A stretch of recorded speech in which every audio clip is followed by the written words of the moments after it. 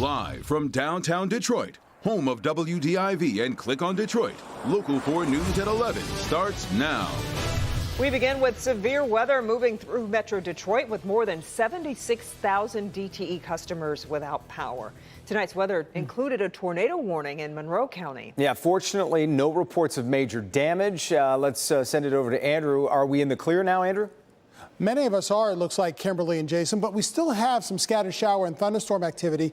This is that moment in time when we had that tornado warning in northern Monroe County between basically 8:56 p.m. and 9:30 p.m. You can see the radar here and that hook echo that developed right over the town or community of London, just to the west of Maybe. And here's that still right at 9 o'clock that gives you a sense of that hook echo that did form and the indication of a tornado. Same thing with the wind profile. You can see it with the fast moving winds moving away from the radar, fast moving winds moving toward the radar, indicating that there may have been some sort of rotation, at least high up in the atmosphere, when you have these areas of red and green close together right over the town of London. Well, fortunately, all these places for now are in the clear, at least when it comes to the threat of tornadoes. Here's the current look at Storm Tracker 4. We still have some scattered showers and thunderstorms around to our north. Up here in Sanilac County, you got a shower or two that just occurred here on the east side of the city, now moving over the Grosse Pointes and Harper Woods.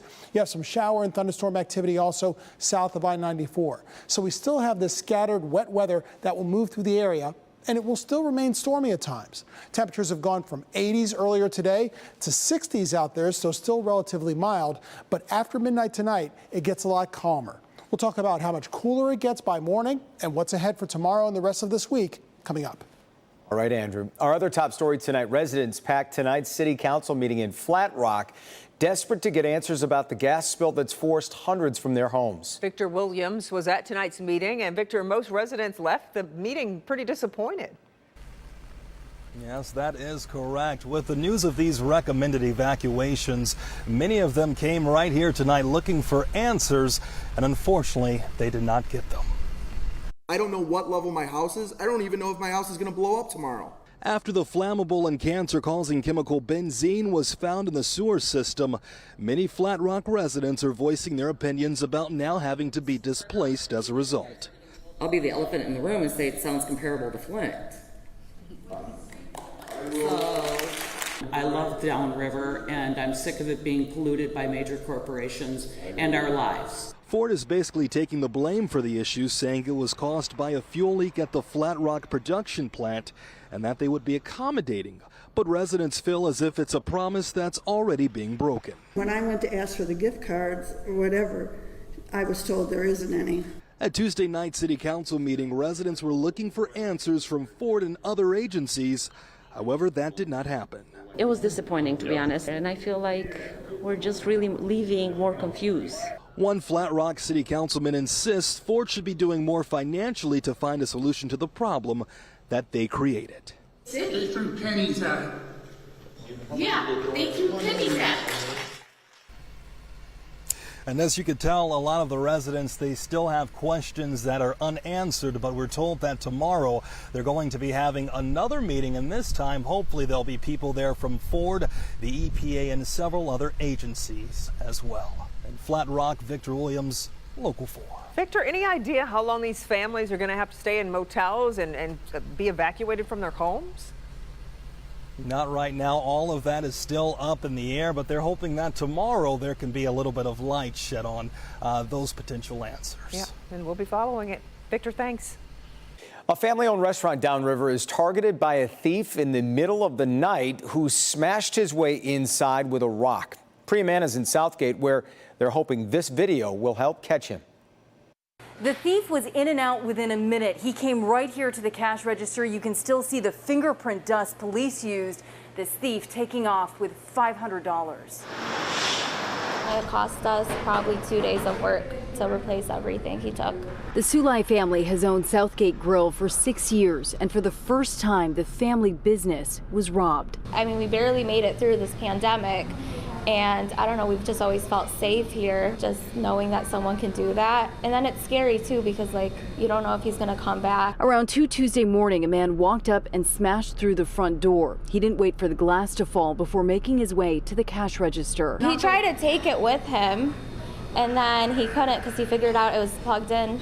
So he just like opened it and took all the money. Alba's mom had to close up early Sunday evening. Usually she empties the register, and the restaurant was closed for Labor Day. It's really frustrating, and I mean, my heart breaks more for my parents because I know it was hard on them and like having to replace the door. And they work really hard to even try to keep this place open. Between the robbery and replacing the door, the Sulai family is out more than $1,000. Losing money one day sets us back a lot.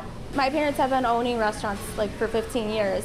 So, I mean, they make enough to pay their bills and put us through school, but that's like about it. Alba says the thief has dined there before. I hope that he has a good excuse for taking it, and like maybe he needed to pay his bills or something. I always think there's something bad before the good, so, you know, so something good definitely has to come after this. And this family is extremely worried that this man might come back. If you recognize him, you're urged to call Southgate police. Reporting live tonight, I'm Priya Mann, Local 4. Yeah, I think luckily they have a pretty good look at his face in that video there. Hopefully they get somewhere. All right. Yeah. Priya, thanks.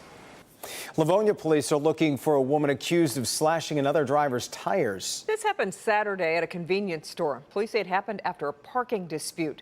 The video here shows the woman park as another car moves toward parking spots. Later, the woman goes over to the other car briefly and appears to do something to the tire. Police released these photos of the woman inside the store. Take a good look there. Anyone with information is asked to call Livonia police. Tonight, more children are getting coronavirus as students head back to school. Data from the American Academy of Pediatrics shows kids now make up more than 1 in 4 of the weekly cases in the U.S. More child cases were reported last week than any other week during the pandemic. Meanwhile, Michigan is reporting an average of about 1,578 cases per day over the past 4 days. The state also reports 29 more deaths. And more than 5 million Americans may be eligible to get booster shots later this month. The White House plans to give out boosters starting September 20th, with people being eligible for them 8 months after getting their second dose. An Inkster home is destroyed in an apparent explosion. This is what was left of the home on Hickory near Inkster Road. Firefighters say they found it on fire after being called for a house explosion. We're told one person was home at the time but got out okay. Neighbors say they're frustrated after telling DTE the area smelled like gas a month ago. We've called DTE because the trees had the lines down, and they still are. So we call a lot of times, you know, but we're in Inkster. So it's like Inkster is forgotten. DTE tells us crews did not find a gas leak after residents called. It also says a gas leak has been ruled out as the cause of the fire.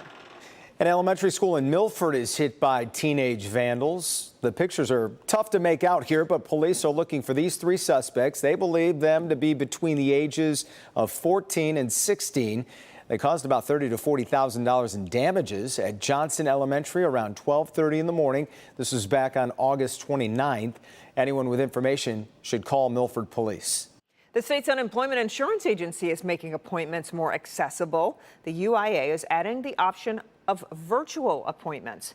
Closed captioning is also available. You must have a Gmail account to make an appointment. We put the information on how to schedule one on clickondetroit.com. Still ahead, a man claimed he was the victim of a hit and run. The video he didn't expect officers would see that's now led to him facing charges. And its release has been plagued by delays. The promise Ford is now making to get customers their new Broncos as soon as possible. But first, new video shows the desperate efforts to save a baby girl who was brought into a Detroit police station not breathing. That's next.